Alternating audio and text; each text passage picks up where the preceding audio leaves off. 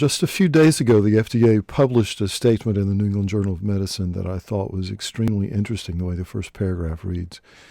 It starts by saying, and this was January the 14th, 2016, it starts by saying, was the Food and Drug Administration, or the FDA, approval of Flibanserin for treatment of hypoactive sexual desire disorder in premenopausal women long overdue, or was it an error?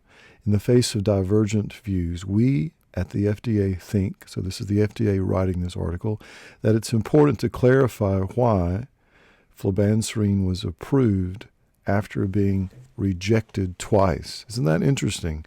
They turned it down twice, and then they approved it on the third time, and they feel the need to explain themselves. So this should be interesting. So let's pour through this article, and I actually brought out some of what I think are the most fascinating points. So let's talk about them. Here we go. Flibanserin, twice denied, now being tried. A review of the FDA statement about the drug is posted in the New England Journal of Medicine, January 14, 2016. The statement we just saw, where it was published there in the New England Journal. Why all the controversy? First of all, why was it indicated? What was it being studied to help? Hypoactive sexual desire disorder, or HSDD, is seen in about 1 in 10 women. Somewhere around 40% of women have some sort of sexual dysfunction. But hypoactive sexual desire disorder is thought to be 1 in 10. So to have that disorder, the woman must demonstrate decreased desire and fantasy that's causing distress in her life. That is key. She must be distressed by it. And this problem, and we can say it's a problem because she's distressed by it, cannot be accounted for by medical problems or medications with side effects of that nature. And it cannot be accounted for by relationship problems, where it's not a hyposexual desire disorder, it's a relationship problem. That is, the woman wants to desire her lover, but she does not. And I have seen this over and over and over and over and over and over again. The woman comes in crying in my office. She's heartbroken. She says, Dr. Runels, I love my husband so very much. He's a wonderful man. He's handsome. He's a good provider. He's kind to me. We have amazing children. But I just don't want to have sex with him. And I don't know why. That is hypoactive sexual desire disorder. So, first, let's talk about the drug now. Round 1, 2010, the drug was unanimously, which I misspelled, disapproved.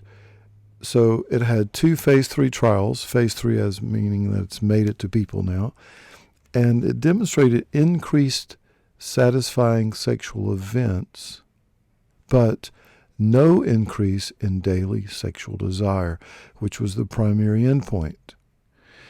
It just appeared to be increased on a survey after the fact, Female Sexual Function Index, which is a history. So you take a survey after a certain period of time, and in that it was reported to go up.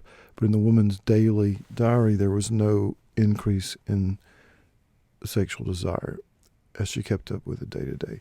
Side effects were increased somnolence to a possibly dangerous degree, and drug interactions that could cause death. So, the FDA requested 3 things. A new phase 3 study, an alcohol study, because one of the problems seemed to be low blood pressure when the person took the drug and drank alcohol, and a drug interaction study. So round 2, they measured 3 things: satisfying sexual events, sexual desire by Female Sexual Function Index. Now notice this is the one that worked in the first trial.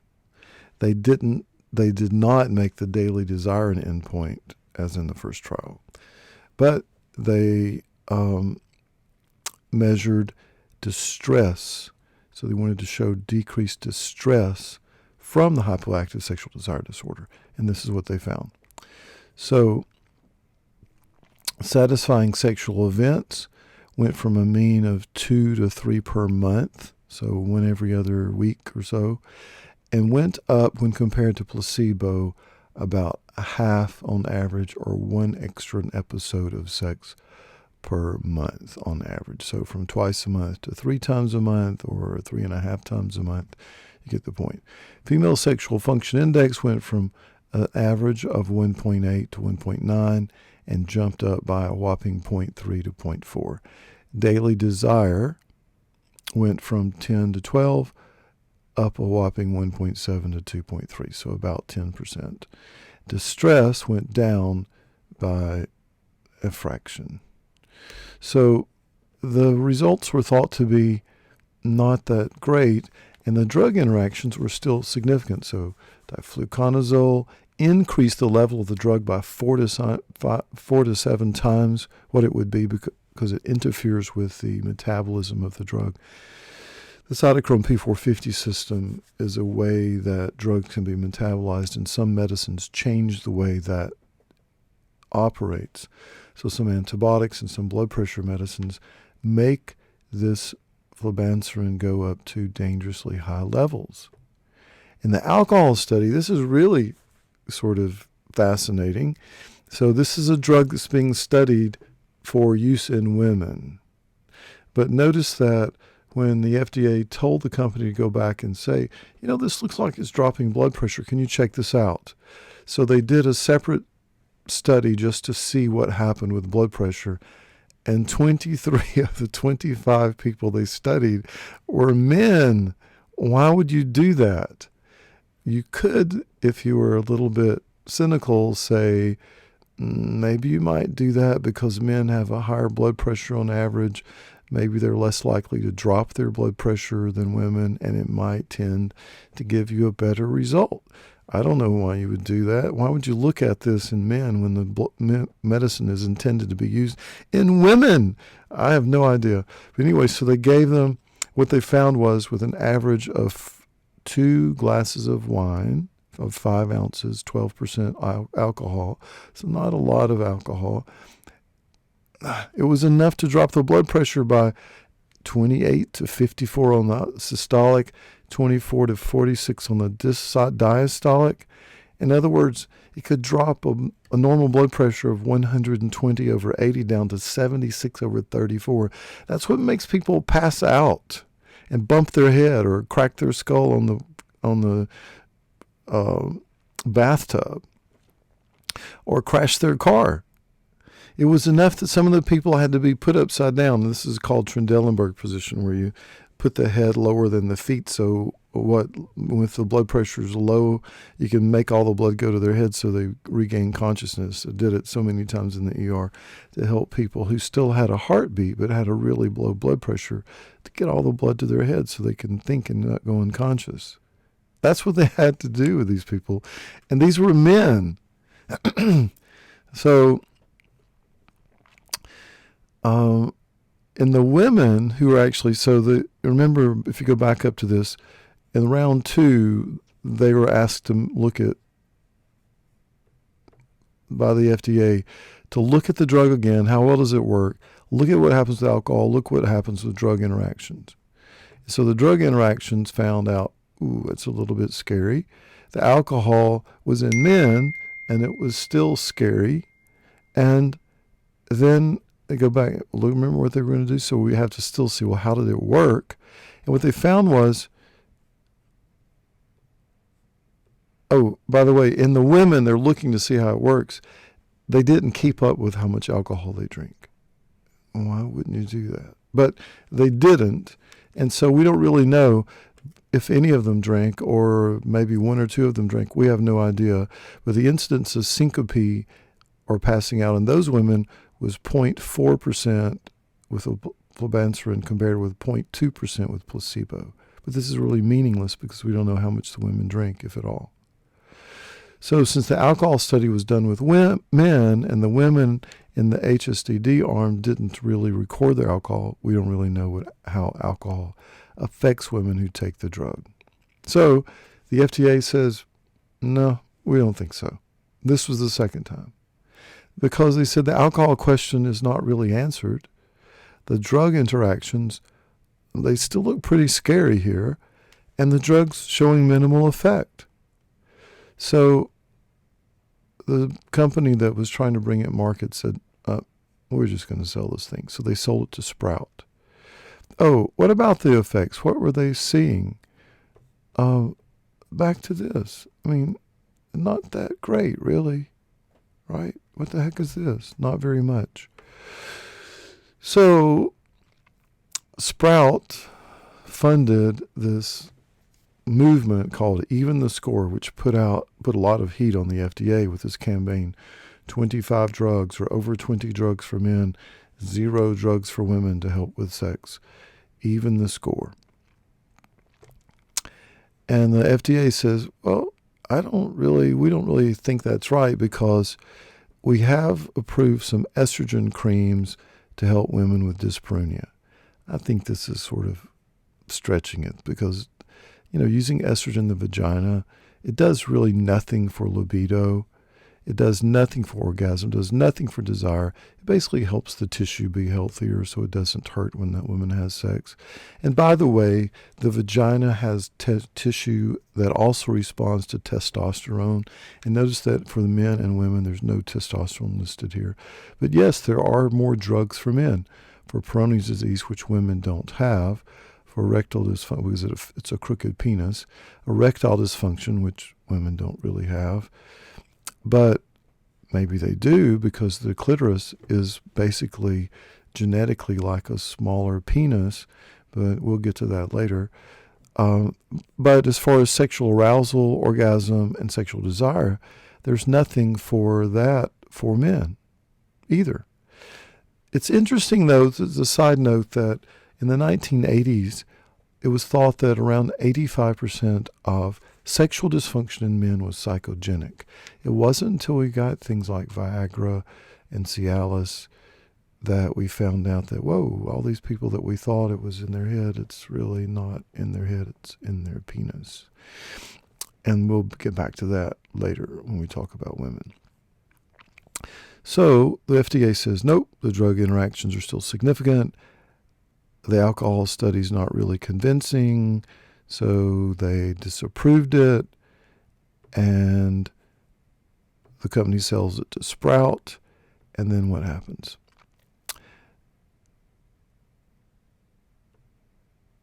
Sprout does more trials. And the new data doesn't show any big revelations, but the FDA holds a second open for them because they're getting a lot of heat from this 20-0 score that's been promoted by Even the Score, which is being funded by Sprout. Isn't that fun? A little propaganda campaign. But, what do we do? So FDA says, let's have an open forum and talking about it because look at this. Some people are saying we should deny this again because there's still no good data about what happens with women who drink. And do we really think there are women we can say you're never going to drink alcohol? I mean, alcohol can show up in a fruit drink at a party or something. The drug-drug interactions were still thought to be significant. And people in this forum were saying, there's lots of non-drug treatments. This is mostly the therapists. We should counsel people out of their hypoactive sexual desire disorder. And some counselors say, well, why even medicalize it? Why even make this a problem? If a woman at a certain point in her life doesn't want to have sex, let's make up a disease so that we can make up a treatment for it. But what we're forgetting is these women have relationships. They are distressed by it, not because some drug company told them to be distressed, but because they are trying to keep or reestablish or find a relationship. So this is the one that angers me the most. More than anything else that I'm going to talk about today, this angers me the most. That there are women who will criticize women who want to treat their sexual desire, criticize drug companies, criticize physicians who want to help women reestablish a healthy sexual desire to help with their relationship. I don't think that's right. Now, if I go dragging some woman into the doctor's office who's living a healthy, happy life as a single woman and try to make her want to have a sexual desire when she's happy, that's not so good. She's in for a checkup and I decide to brainwash her into wanting to have sex again. That's a wrong thing. But that's not what we're talking about. We're talking about women who show up because they are distressed. They are crying in my office because they don't want to have sex, but they are in love with their lover, man or woman, and it's breaking up their relationship. Kids have to go live in a different house and come visit their dad on the weekend because of stuff like this. So, I'm sorry I ranted, but this really makes me angry. Okay, so, are you reading what I'm reading here? Others were criticizing the approval because in the early, when you have a new drug, you also have to look to see what it does to mice before you bring it to people. There was an increased risk of breast cancer in the initial studies done in mice. Does this apply to women? We do not know. We do not know. But mice got an increased risk of breast cancer from this drug. So out of 18 people on the committee, 6 said no. Well, no, this should not be brought to market. At least wait until we do another real study and look at what happens when women drink alcohol and take this drug. Because, if some woman goofs up and takes and drinks a little alcohol with this, she could die. Okay? But the FDA said, well, okay, we're going to approve it. This was 2 of 3, so 18 out of this, it was 18-6 vote. So 18 of the 24 said, okay, we will approve it, but here's the why. Here's why. Even though the effects are low, by the way, only about 1 in 10 women who took the drug showed any benefit, and that benefit was small. But there's this high risk, and there's low effects, but they seem to be possibly outweighed by there's an unmet need. So it's not so good, but it's all we got, was basically the answer. And so we're going to let it slip through if you'll agree to do certain things. Talking to Sprout. Only certified doctors can prescribe, and only certified pharmacists can fill the prescriptions. And certification doesn't mean some go back to school and get, a huge amount of new learning. Basically, it means that you sign something agreeing that if you give this to people, you're going to make sure they know they could die if they take the drug and drink alcohol or take other drugs along with it. Then the patient has to sign an agreement agreeing to 0 alcohol. That means she can't even drink a kombucha from the health food store ever while taking the drug. And the drug has to be taken every day. Also, the woman can't drive for 6 hours after taking the drug, at least until she can tell how it's going to affect her. Well, how do you know that? You're supposed to take it at night. Do you wake up at night and do an IQ test? I don't know what you do, but you're not supposed to drive or do anything that requires critical thinking skills for 6 hours after you take the drug. So you should only take it at bedtime. That way you're less likely to have a problem.